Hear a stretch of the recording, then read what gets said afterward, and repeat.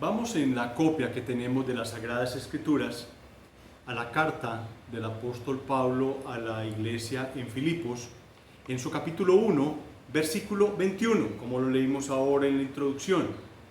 Capítulo 1, versículo 21, ya debemos estar ahí. Porque para mí el vivir es Cristo y el morir es ganancia.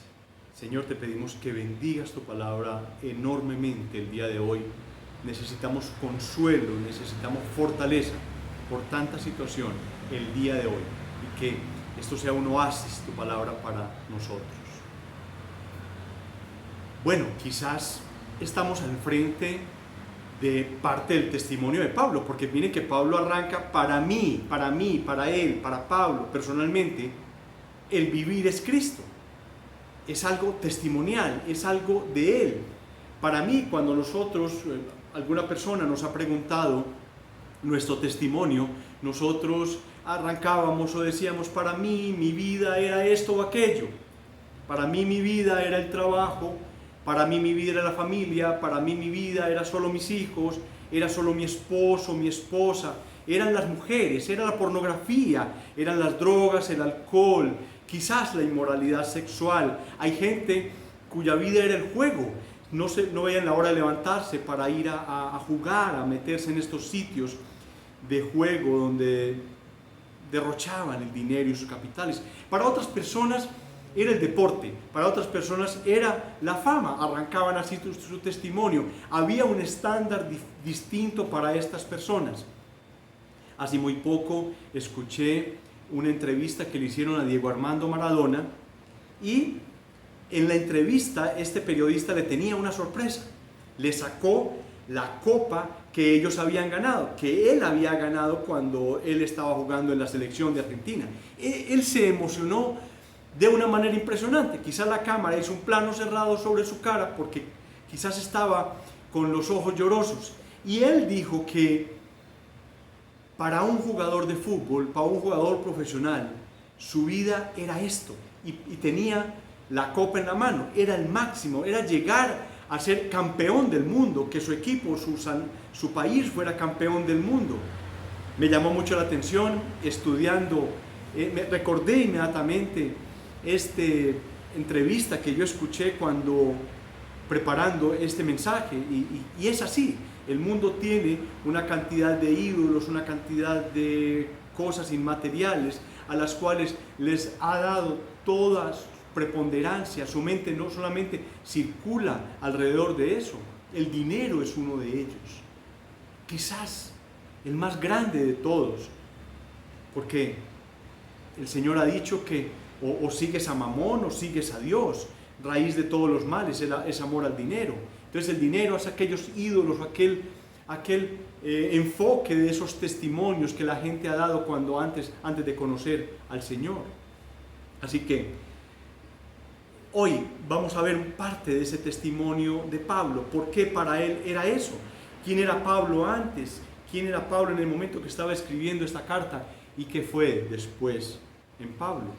Vamos a abordar 3 temas que inferimos del texto.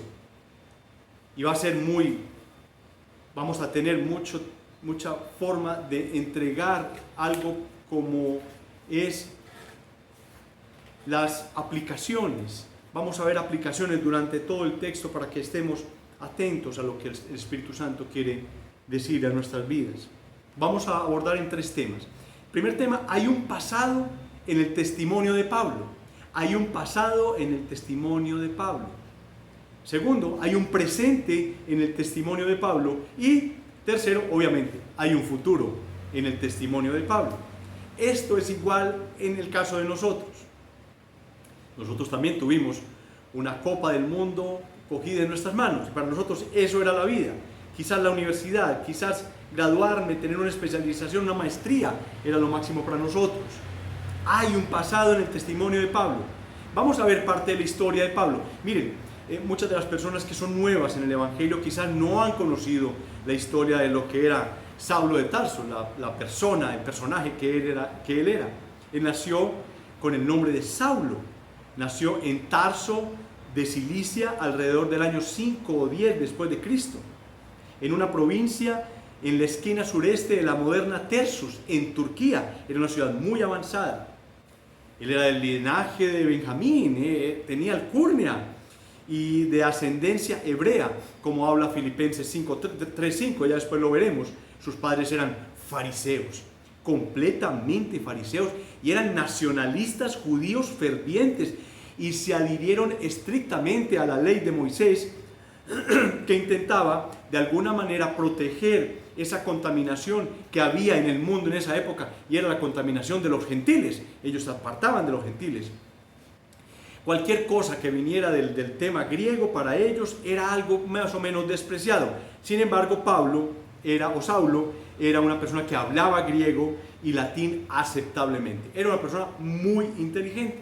Su familia habría hablado en arameo, que era un derivado del hebreo, y era el idioma oficial de Judá. La familia de Saulo eran ciudadanos romanos.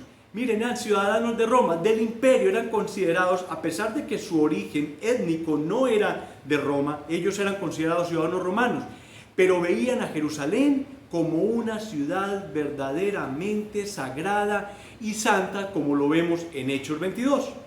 A los 13 años, miren la carrera de Pablo, a los 13 años Saulo fue enviado a Palestina. ¿Para qué? Para estar sentado a los pies de uno de los rabinos más importantes de las tendencias de esa época, que era Gamaliel, como lo habla también en Hechos 22, con quien Pablo dominó la historia judía, dominó los salmos y dominó la obra y el conocimiento de todos los profetas, de todo lo que había escrito hasta esa época.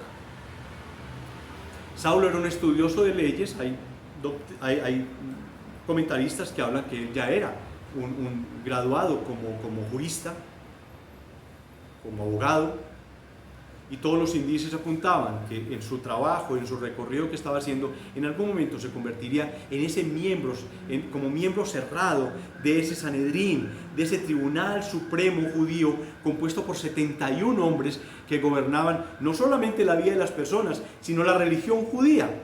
Saulo era un celoso a ultranza de la fe, de su fe, de lo que él creía que era su fe.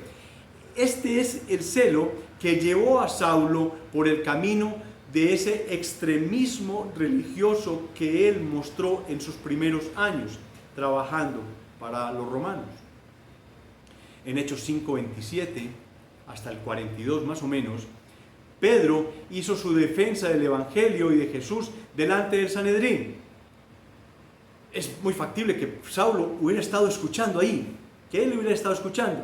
Gamaliel también estuvo presente. Es más, Gamaliel entregó un mensaje al concilio y los detuvo de no apedrear a Pedro en ese momento. Saulo también pudo haber estado presente en el juicio de Esteban. Sabemos que él estuvo presente en el momento en que fue apedreado y que murió, y él cuidó las prendas de aquellos que lo apedrearon, pero era muy factible que él hubiera estado en ese juicio que se le hizo a Esteban, del cual salió culpable. Después de la muerte de Esteban vino una tremenda persecución, una ola de persecución sobre el cristianismo de una manera impresionante, sobre todo la iglesia de Jerusalén, como está en Hechos capítulo 1. Saulo estaba completamente convencido, su convicción era inmensamente grande, y había decidido gastar su vida o parte de su vida en erradicar a los cristianos fuera como fuera. Su persecución era completamente implacable, y él creía que estaba actuando en nombre de Dios. Miren lo delicado de esta situación. Si a Saulo lo hubiéramos entrevistado en esa época, Saulo hubiera pensado que Dios estaba completamente contento con lo que él estaba haciendo. Él estaba completamente convencido que perseguir a estos paganos, que perseguir a estos del tal camino, era algo que él tenía que hacer. Sin duda, no hay nada más aterrador ni más terrible que un terrorista religioso. Y lo vemos por lo que pasa en el Medio Oriente. El problema entre los musulmanes y el problema entre los judíos, el problema que hay entre Hezbollah y las facciones judías, es un un problema que será sempiterno. Ese problema nunca se terminará. Ahí nunca habrá una paz fija ni duradera. Todos los días se están tirando cohetes de lado a lado. Hay un terrorismo religioso inmensamente grande. Y Pablo era eso, era un terrorista religioso. Y él creía que matar a estas personas o encarcelarlas o destruir estos pequeños grupos de cristianos era una labor que el Señor le había mandado. Y esto es exactamente lo que era Pablo. Pablo era un terrorista. Pablo era un extremista religioso. Miren cómo dice Hechos 8:3. Vamos ahí, Hechos 8:3. Saulo asolaba la iglesia y entrando casa por casa arrastraba a hombres y a mujeres y los entregaba a la cárcel. Pablo desarmó familias, destruyó familias porque encarcelaban al hombre en una parte, a la mujer en otra, y los hijos quedaban desperdigados o iban con las mujeres a la cárcel. El pasaje crucial en la historia de Pablo es Hechos 9, del 1 al 22, que relata el encuentro de Pablo con Cristo en el camino de Jerusalén a Damasco, un viaje más o menos de 240 kilómetros. Saulo estaba furioso, él había visto, le habían hablado que había un reducto de cristianos allá y él se iba en contra de ellos. Antes de salir de viaje, había pedido unas cartas al sumo sacerdote para las sinagogas de Damasco, pidiendo permiso para traer a cualquier cristiano, o sea, seguidores del camino, como eran conocidos, de vuelta a Jerusalén para encarcelarlos. Era su objetivo. Luego ellos de la cárcel, obviamente los juicios para ellos eran unos juicios, no eran imparciales, eran completamente parcializados. Ellos de entrada entraban como culpables y después los empalaban, los asesinaban, los apedreaban o los crucificaban también. En el camino, Saulo fue envuelto en una luz brillante del cielo que le hizo caer al suelo y oyó las siguientes palabras: Saulo, Saulo, ¿por qué me persigues? Él, Saulo, dijo: ¿quién eres, Señor? O sea, él se dio cuenta de quién venían esas palabras. Él sabía quién era Jesús. Él conoció esa voz cuando le habló, no sé de dónde él escuchaba esa voz. ¿Quién eres, Señor? Jesús contestó de forma clara y directa: yo soy Jesús a quien tú persigues, como está en los versículos 4 y 5. Posiblemente esto no había sido el primer encuentro que ellos habían tenido, ya que muchos eruditos sugieren que el joven Saulo pudo haber conocido a Jesús y en realidad él pudo haber sido testigo inclusive de su muerte, que fue una muerte muy renombrada. Acuérdense lo que estaba pasando en Jerusalén en ese momento, acuérdense lo que estaba celebrando. Era muy factible que Saulo hubiera estado ahí en el Sanedrín. A partir de ese momento la vida de Saulo quedó al revés, después de caer al suelo y reconocer quién era su Señor. La luz del Señor lo cegó y mientras viajaba tuvo que depender de sus compañeros. Siguiendo las instrucciones de Jesús, Saulo prosiguió a Damasco para contactar a un hombre llamado Ananías. Miren esto, Ananías, quien al principio estaba muy dudoso de encontrarse con Saulo. ¿Por qué? Porque sabía que la reputación que él tenía era que era un hombre malo. Saulo era un hombre malo, era un perverso, posiblemente un asesino, posiblemente acusador de personas inocentes. Ese era el concepto que se tenía de Saulo, ese era el concepto que tenía Dios de él. Pero él pensaba, antes de ser rescatado por el Señor, que él estaba haciendo las cosas bien, que él estaba defendiendo al Imperio Romano, que él estaba defendiendo inclusive la religión judía. Sin embargo, el Señor le dijo a Ananías que Saulo era un instrumento escogido. Era un instrumento escogido para llevar su nombre ante los gentiles, ante los reyes y ante los hijos de Israel, como dice Hechos 9:15. Pero también le dice algo a Ananías y dice: y padecería por hacerlo. Padecería por hacerlo. O sea, de entrada dijo que él era un instrumento escogido por Dios para una labor, para hacer una labor de misionero, de evangelista, de pastor, pero que él iba a sufrir por eso. Luego vino esa salvación poderosa, ese ordos salutis, como lo hemos llamado, ese orden de la salvación, que las Escrituras nos han regalado, donde hay una elección. Desde antes de conocer el universo hay una elección de los hijos de Dios. Luego viene ese llamado, viene esa regeneración, viene la conversión, la justificación, esa adopción como hijos de Dios. Y ese proceso que tenemos que dar en la tierra de mano del Espíritu Santo, que es la santificación, para luego entregarnos al Padre para que Él nos glorifique. Ese es el orden de salvación. Ese es el orden por el que pasamos todos, absolutamente todos, los que hemos sido llamados, los que hemos sido elegidos, los que hemos sido regenerados. Aquellos que nos afectó lo que pasó en la cruz del Calvario. Miren cómo dice Hechos, Romanos 8:29. Vamos ahí, por favor. Romanos 8:29. Porque los que antes conoció, también los predestinó, pasado, para que fuesen hechos conformes a la imagen de su Hijo, para que Él sea el primogénito entre muchos hermanos. A los que predestinó, esa palabra tienen que varias iglesias, la mayoría, el 90% de las iglesias en el mundo, tal vez tendrán que arrancar esta palabra de predestinó, porque ellos hablan de un libre albedrío extraño. A los que predestinó, a estos también llamó. A todos los que predestinó, a todos los llamó. Y a los que llamó, a estos también justificó. Es algo judicial. Los justificó en la cruz del Calvario. Hubo un juicio, hubo unas pruebas, hubo una condenación, hubo unos culpables. Alguien pagó, alguien murió. Fuimos justificados. Y a los que justificó, a estos también glorificó. No se perderá ninguno. Aquí no hay ningún ADN extraño del ser humano. Así que de esta manera hemos visto ya lo que es ese pasado, ese testimonio de lo que era Pablo y cómo fue esa intervención preciosa de Dios. Hay un presente en el apóstol Pablo. Y miren que el presente lo vimos ahora cuando Dios le dijo a Ananías: porque yo le mostraré cuánto le es necesario padecer por mí. De entrada, él fue rescatado, fue regenerado por parte de Dios, lo adoptó como hijo, etcétera, etcétera. Pero de entrada le dijo que tendría que padecer por el nombre de Dios. Con el estudio de esta carta estamos conociendo, en todo Filipenses, conociendo mucho del presente de Pablo.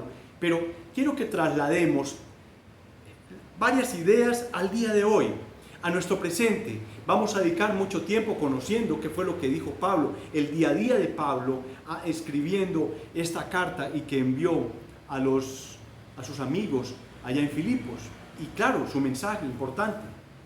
Pero quiero que nos metamos en varios ámbitos de nuestra vida para que sea de una manera muy, muy práctico para nosotros.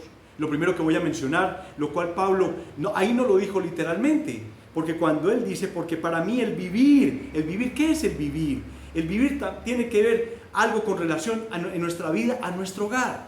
Pablo no tenía un hogar establecido, era un obrero itinerante en el Señor, era un predicador itinerante, visitaba muchos lugares, él no tenía una casa. De hecho, había perdido el concepto de lo que era una casa.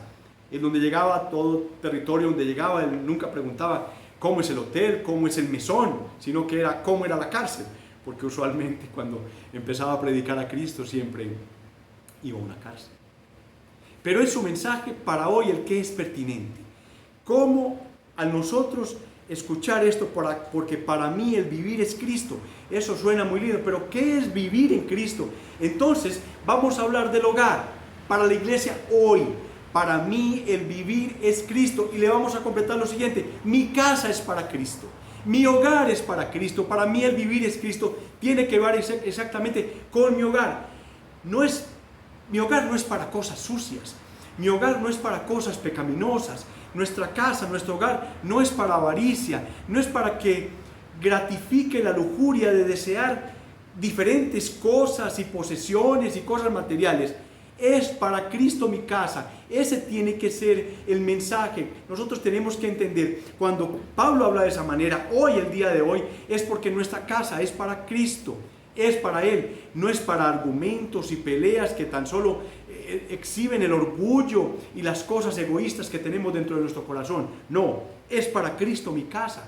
Es para que mi casa sea agradable a Cristo, a Él. Es para que mi casa sea maravillosa para Él. Es para dar hospitalidad de servicio a Él.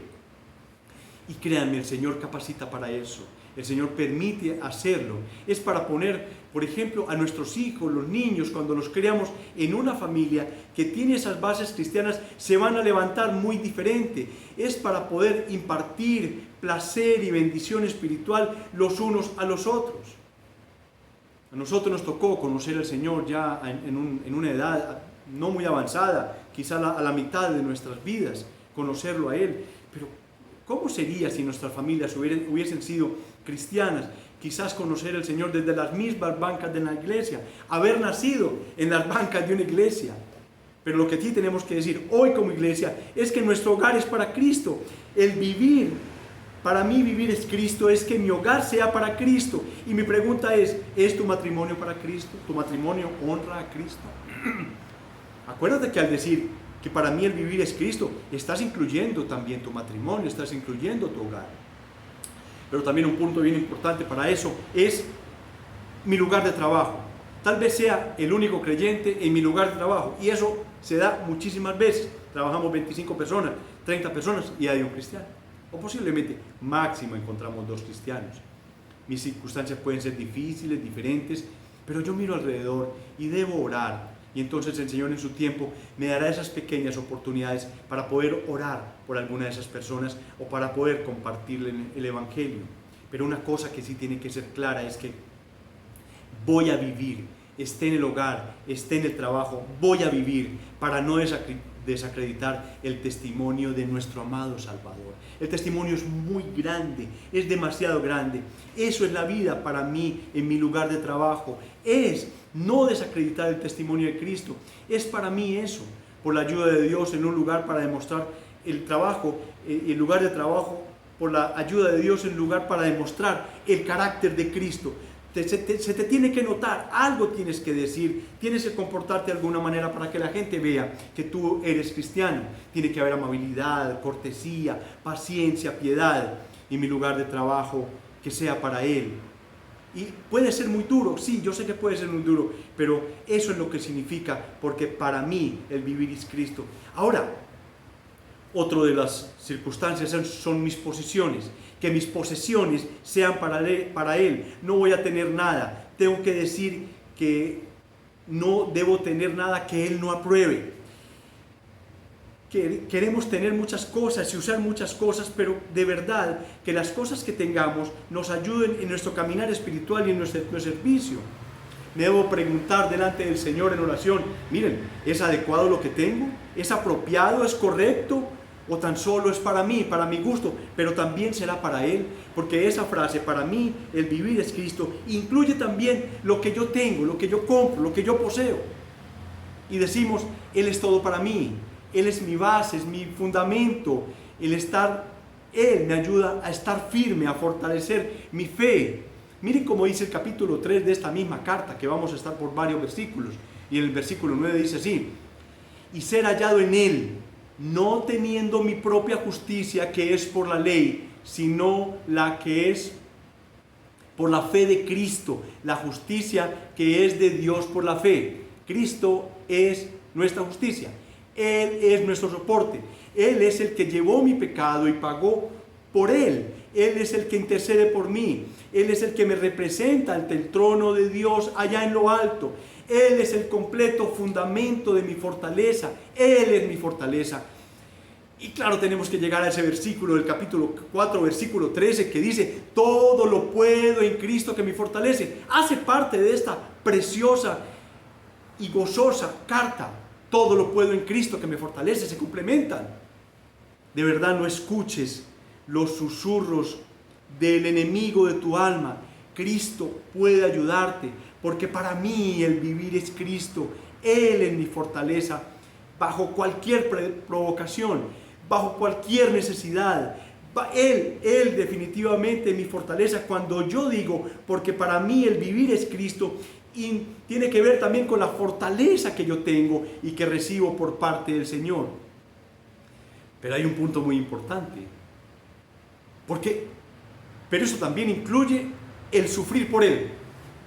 Para el apóstol Pablo, el sufrir por Cristo era un gran y enorme privilegio. Y miren que ya lo vamos a ver quizás en un par de semanas, en ese capítulo 1, miren el versículo 29 como dice: porque a vosotros os es concedido a causa de Cristo, no solo que creáis en Él, sino que también padezcáis por Él. A vosotros, le está hablando la iglesia. Esto es una iglesia, esto es una carta para la iglesia. Dice, se nos ha concedido el privilegio, es algo dado por el Señor, es un don dado por el Señor de sufrir por Cristo. Y en el capítulo 2, versículo 17, también hace un complemento de esto y dice: y aunque sea derramado en libación sobre el sacrificio y servicio de vuestra fe, me gozo y regocijo con todos vosotros. Lo cual para Pablo tenía un gran significado de que si él era ejecutado, si él moría, él se iba a gozar en lo que sucediera y que se iba a regocijar con todos nosotros. Esto es algo maravilloso y además es extraño con respecto al vivir por Cristo. Muchas de las religiones que sigue el mundo, todas buscan un placer, todas buscan un placer extraño. Inclusive el mismo cristianismo pentecostal carismático deriva muchas de sus enseñanzas en ese gozo, en la riqueza, en la salud que se debe tener porque somos hijos del Rey de Reyes y Señor de Señores, lo cual no es así. Hay veces en que podemos sufrir por Él. No sé, o sea, la mayoría de las personas que vivimos en estas latitudes, que vivimos en esta parte del mundo, no se nos llama por parte de Dios al martirio, todavía no. O quizás no lo estamos viendo muy cerquita, o quizás a la tortura, o quizás a la privación de la libertad. Eso se da en otras latitudes. Recuerden estas niñas en Irán, recuerden todo lo que pasó a Pablo, recuerden estas personas que han sufrido, que son mártires. ¿Por qué? Por el nombre de Cristo. Pero en estas latitudes es muy complicado, se nos ha llamado diferente. El Señor sabe lo que hace. Por eso tú y yo no nacimos quizás en esas latitudes, no sé por qué. O quizás dentro de un año estemos en una tremenda persecución. Es muy factible porque las tendencias políticas que se están imponiendo en el mundo, muchas de ellas van paso a paso tratando de cerrar las iglesias, tratando de meterse con la doctrina. Muchas de las iglesias en Venezuela, sus, digamos que credos, tienen que ser aceptados por un departamento en Venezuela. Alguien acepta lo que tú no puedes predicar sin que la iglesia sea aceptada por ellos. Pero sufrir por Cristo, por amor a Cristo, es algo maravilloso. Miren cómo dice Mateo 5:11. Bienaventurados sois, que algún día, si el Señor lo permite, nos entraremos en lo que es ese sermón del monte. Será delicioso. He estado leyendo algo interesante acerca del tema. En un año o 2 años entraremos a ver el sermón del monte. Bienaventurados sois por cuanto por mi causa os vituperen y os persigan y digan toda clase de mal contra vosotros, mintiendo. Gozaos y alegraos, porque vuestro galardón es grande en los cielos, porque así persiguieron los profetas que fueron antes de vosotros. Es más grande el privilegio de la vida cristiana, está en gran medida en el sufrimiento por Cristo. Y te pregunto, ¿estás listo para ser rechazado? ¿Estamos listos para ser rechazados? ¿Estamos listos para perder ciertas promociones en el trabajo por el hecho de que somos cristianos? ¿O estamos listos para sufrir por ciertas cosas por el testimonio que tenemos nosotros de Cristo? ¿Estamos listos? Pero tenemos que decir no nos quedaremos callados, porque para mí el vivir es Cristo. No nos callaremos. Él debe ser todo para nosotros. Para toda persona creyente es un privilegio vivir para Cristo, compartir sus triunfos. Y miren, vendrá ese gran día cuando compartiremos el triunfo del Señor Jesucristo y entraremos entre los muchos de los redimidos que estarán en lo alto. En el último día, cuando Cristo vuelva, el compartir este gran día de triunfo de Jesucristo con billones y billones de personas que son salvos a través de la sangre de toda época, de todo mundo, de toda lengua, de toda nación, de toda tribu, cultura, etnia.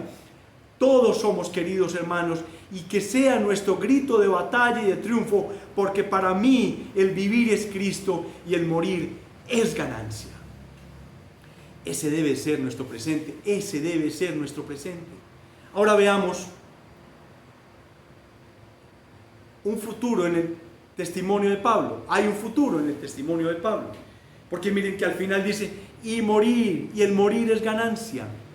Y el morir es ganancia. Para mí el vivir es Cristo y el morir es ganancia. Ganancia, claro que es ganancia, en todo sentido de la palabra. Cada palabrita, cada letra de esta palabra es cierta. Posiblemente tú vives en un lugar muy lindo, has sido muy afortunado, quizás sales por la ventana y ves unos campos verdes hermosos, quizás tengas unos grandes jardines en tu casa, árboles frutales, quizás disfrutes de una casa grande, hermosa que el Señor te ha dado. Pero esto es algo obvio, pues disfrutarlo.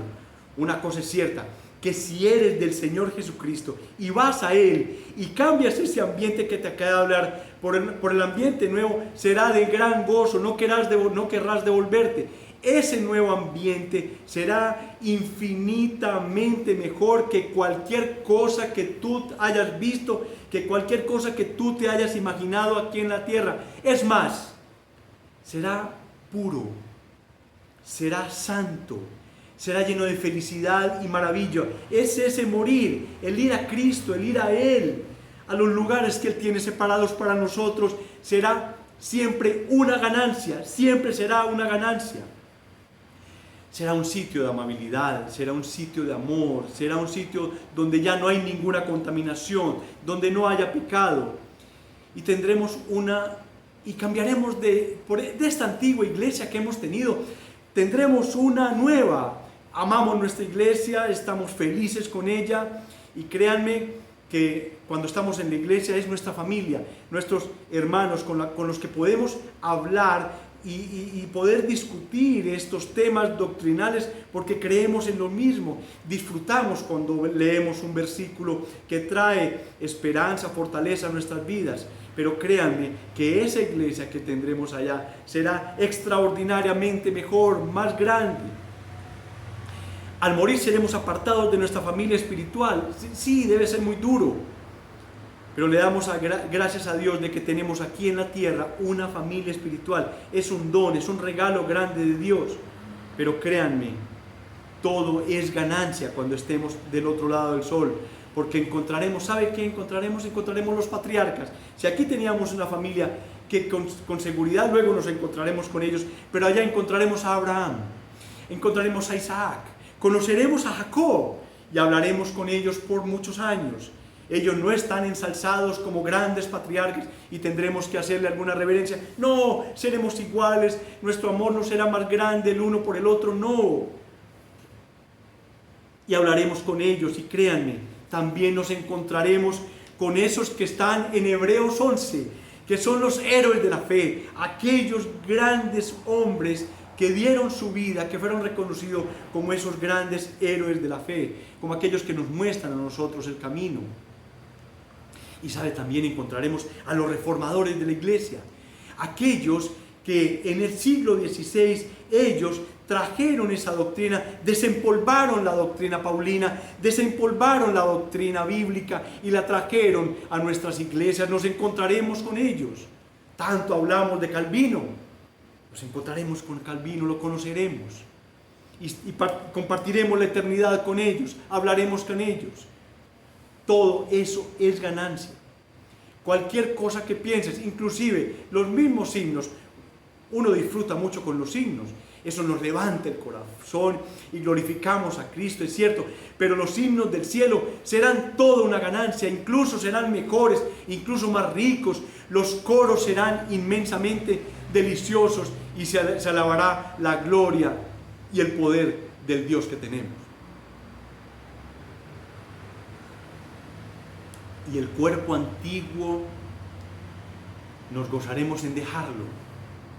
Y un día recibiremos un nuevo cuerpo glorificado, sin pecado, sin dolores. Ese antiguo conocimiento que nosotros teníamos se perderán esas experiencias que tuvimos acá, pero todo será ganancia, porque para el que va allá, ese nuevo conocimiento, ese nuevo entendimiento será muchísimo mejor, será una inmensa ganancia, todo es ganancia, porque para mí el vivir es Cristo y el morir es ganancia. Las antiguas facultades se perderán y vendrán unas nuevas donde aprenderemos mucho, mucho, mucho.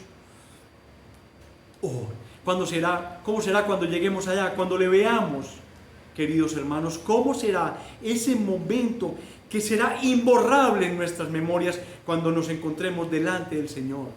Y a los jóvenes, si eres un joven en la fe, si has venido a Cristo en meses muy cercanos, hace poco, mire, para ti también debe ser un estandarte vivir el vivir para Cristo. Y créame, dilo con todo tu corazón, créeme, no tengas héroes terrenales. Esos héroes terrenales no existen. Esos héroes terrenales se destruyen. Son héroes que son impuestos por este mundo y que afectan definitivamente el alma y nuestra relación que tengamos con el Creador. Hay una situación inmensamente delicada para los jóvenes en el mundo. Los jóvenes en el mundo se le están montando unos paradigmas que está afectando toda relación con el hogar, con sus padres, con las leyes, con las autoridades. Y una solución, la solución más grande, es llevarlos a Cristo. Si ellos están en Cristo, créanme que cuando pasen por Romanos 13, que dice que toda autoridad es impuesta por Dios, la recibirán con amor. Y verán al policía, y verán al soldado, verán al portero de un edificio como esa autoridad a la cual tienen que respetar. Verán cuando sean profesionales y serán contadores que cualquier autoridad de la DIAN, de la Administración de Impuestos Nacionales, será para ellos una autoridad y la respetarán, la tratarán como debe tratarse cualquier autoridad.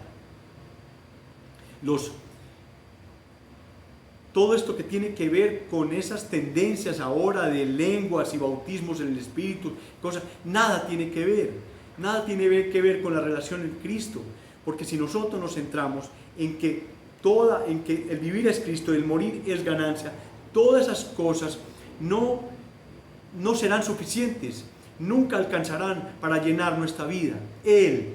Cristo es infinitamente más que suficiente que cualquiera de estos fenómenos nuevos, inclusive de cualquier fenómeno terrenal. Para mí el vivir es Cristo. Esto es lo que cuenta para absolutamente todos. Sé, por favor, mi hermano, sé todo para Él, sé todo para Cristo, siempre para Él por completo, toda tu vida, no parte de tu corazón, no. Conócelo, estúdialo, lee la Sagrada Escritura. En estos días lanzamos un compromiso, Juan José y yo, y la discusión que teníamos en el culto de oración, de retomar la Sagrada Escritura. Y en octubre, que es el mes de la Sagrada Escritura, teníamos un compromiso. Conócele, ámale, prueba de verdad la fidelidad que tiene Cristo, camina con Él más y más, que nada te separa de Cristo, que Él te forme día a día. Necesitamos que Cristo nos forme día a día. Anteponlo a todo, que nada está delante de ti, sino que sea Cristo. Esa es la luz que tú tienes que llevar adelante. No tienes más grande causa en este mundo que pueda servir que no sea la causa de Cristo. Es nuestra causa mayor, es la causa de Cristo. Este mundo algún día se acabará. Los políticos, los líderes, los deportistas, todas las personas que son líderes y que tienen fama en este instante y que son de influencia en el mundo, en 30, 40 años o 50 años no estarán. No estarán. Yo te puedo preguntar a ti, mire, ¿dónde te ves en 100 años? Obviamente vas a estar muerto, pero la pregunta es, ¿de verdad te ves en el cielo? ¿Te ves en presencia del Señor? Es muy importante, es la pregunta más importante que tú puedes hacerte personalmente. ¿Dónde estarás en 100 años? ¿Qué vas a hacer para remediar si piensas que vas a estar en el infierno? Tienes que hacer algo para remediarlo. Ninguna causa más grande y la misión de Cristo. Así que es cierto, simplemente leyendo el versículo es un reto. Leer este versículo es un gran reto para nosotros. Es un estándar, porque para mí el vivir es Cristo y el morir es ganancia. ¿Cómo aplicamos fuera de esto más cosas a nuestra vida? Fuera de la aplicación que hemos visto acá. Amigo, mira, posiblemente tú tengas una buena carrera, estés bien en este momento, posiblemente tengas una novia muy linda o una esposa, tengas unos hijos muy hermosos. Tengo amigos por la edad que tenemos que ya están pensionándose. Y hay unos que se están pensionando con unas pensiones extraordinarias, un dinero que alcanza para que vivan extremadamente bien. Pero están sin Cristo. Créeme. No has ni empezado. Quizás tu vida profesional ha terminado, pero no has empezado. La vida y la relación con tu Creador, con el que vale la pena estar.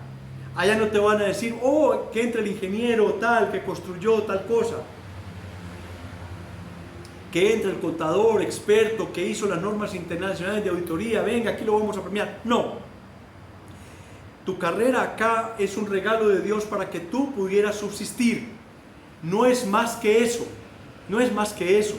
Si piensas que por tu jubilación, que porque tus hijos son todos profesionales, que porque tienes una gran casa, que porque tienes una casa de veraneo, que porque tienes una finca, que porque tienes grandes inversiones, ¿crees que por eso estás en el cielo? No, tienes que grabarte esto, tenlo en tu mente porque si tú no vives para Cristo en esta vida, no estarás con Él allá en la otra.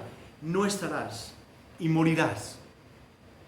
Vas a morir sin empezar la tarea, sin haber hecho lo más importante de tu vida, que es relacionarte con tu Salvador, que es conocer a Dios, que es saber qué hace el Espíritu Santo por nuestras vidas. Has perdido una cantidad de terreno, pero te tengo noticias. Cuando entres a la familia de Cristo, no tienes que entrar a párvulos. No, ya alguien murió en la cruz del Calvario, ya tus pecados fueron llevados allá a la cruz del Calvario. Mira, arrepiéntete, pídele a Dios el don del arrepentimiento y de la fe. Ninguno podrá decir en el infierno que fue a Cristo y fue rechazado. Ve a Cristo en arrepentimiento y fe. Él te dará ese don magnífico para que te relaciones con Él, para que seas adoptado en la familia del Señor y tengas, ay sí, una jubilación extraordinaria, una pensión extraordinaria. Ahí es donde nos graduamos, donde nos pensionamos nosotros los creyentes, los cristianos, estando en Cristo. Esa es nuestra vida. El vivir es Cristo y el morir es ganancia. Y para la iglesia, nosotros pasamos por un gran llamamiento. Nuestro llamamiento fue inicialmente una gran reforma personal, una misión de reforma personal. Él me cambió en la conversión, igual con Saulo cuando cayó al piso, y ahora es una obra de santificación. Le clamamos al Señor pidiendo ayuda, siempre escuchando al Espíritu Santo que mueva nuestras conciencias, que toque nuestras conciencias, porque este proceso de santificación es duro, es difícil. Yo tengo que examinar mi corazón, tengo que arrepentirme de mi pecado. Dios me da el don del arrepentimiento, pero soy yo el de que me arrepiento. Eso es vivir en Cristo como iglesia, arrepentiéndome, luchando día a día.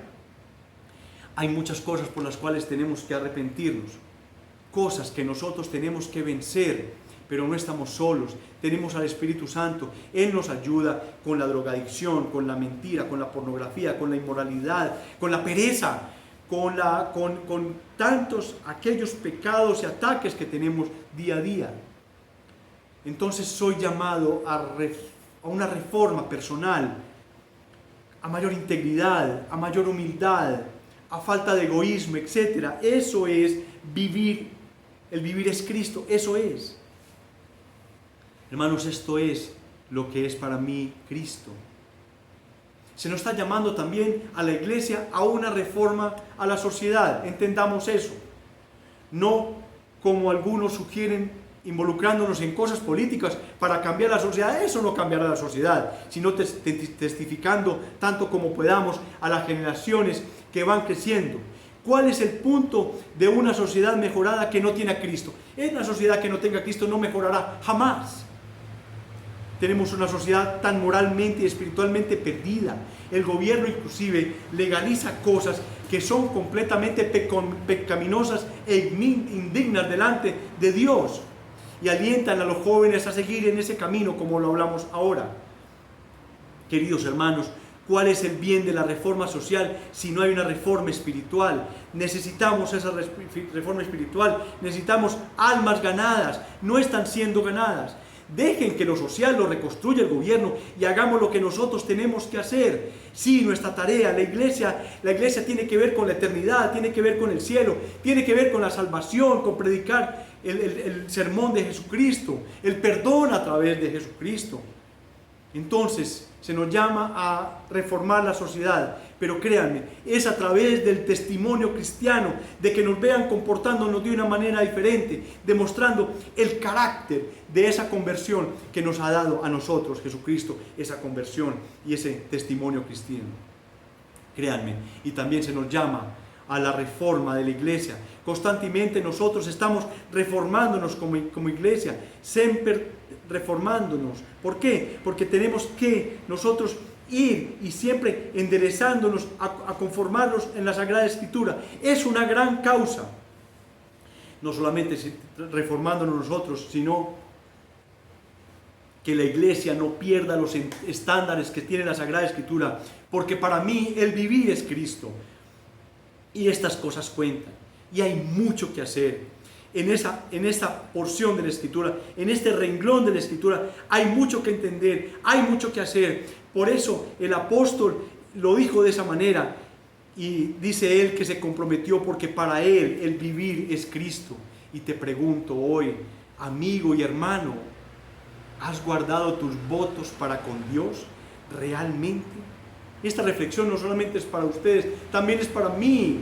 A mí es el que toda la semana o los momentos en que he podido estudiar ha tocado mi vida, ha tocado fibras internas de mi vida, porque quizás cuando yo leo estoy leyendo lo que dice Pablo, pero no estoy leyendo lo que dice Luis. De verdad, todo para mí el vivir es Cristo. Es una reflexión para todos, para la iglesia. Créanme, todo, absolutamente todo es para Él. ¿Te has comprometido a la luz de la gran deuda que tienes con Él? Es una gran pregunta. Queridos amigos, acompáñenme en oración. Señor, gracias. Te pido que de la misma pasión que siento por hablar tu palabra, necesito que todos recibamos en nuestro corazón lo que decía el apóstol Pablo. Esta era tan grande, Señor. La inspiración del Espíritu Santo era tan sublime, tan grande, única. Necesitamos vivir para Cristo. Urgentemente necesitamos vivir para Cristo, para que sea gloriosa nuestra muerte, para que podamos estar delante de ti. Gracias porque nos has mostrado qué es vivir y entender lo que es en Cristo. Señor, bendícenos y guárdanos hoy en tu precioso día. Fortalece nuestras vidas con tu palabra. Haz que quede en nuestras mentes sellada como un cincel, que quede escrita en mármol lo que el Espíritu Santo nos ha regalado el día de hoy. Te lo suplicamos en Cristo Jesús. Amén y amén. Y quiero que recibamos la bendición del Señor. El Señor te bendiga y te guarde. El Señor haga resplandecer su rostro sobre ti y tenga de ti misericordia. El Señor alce sobre ti su rostro y te dé paz. Que la paz del Señor esté con todos ustedes en el hogar. Y ahora cantemos un par de himnos al Señor.